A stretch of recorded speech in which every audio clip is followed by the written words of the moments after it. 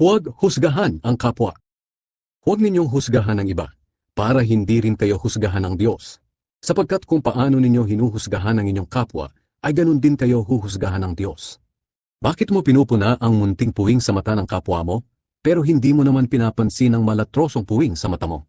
Paano mo masasabi sa kanya, "Kapatid, tutulungan kitang alisin ang puwing sa mata mo," gayong may malatrosong puwing sa iyong mata? Mapagkunwari, alisin mo muna ang malatrosong puwing sa iyong mata. Nang sa ganon ay makakita kang mabuti, para maalis mo ang puwing sa mata ng iyong kapwa. Huwag ninyong ibigay sa mga aso ang mga bagay na banal, dahil baka balingan nila kayo at lapain. At huwag din ninyong ihagi sa mga baboy ang inyong mga perlas, dahil tatapak-tapakan lang nila ang mga ito. Humingi, humanap, kumatok. Humingi kayo sa Diyos at bibigyan kayo. Hanapin ninyo sa Kanya ang hinahanap nyo, at makikita ninyo. Kumatok kayo sa Kanya, at pagbubuksan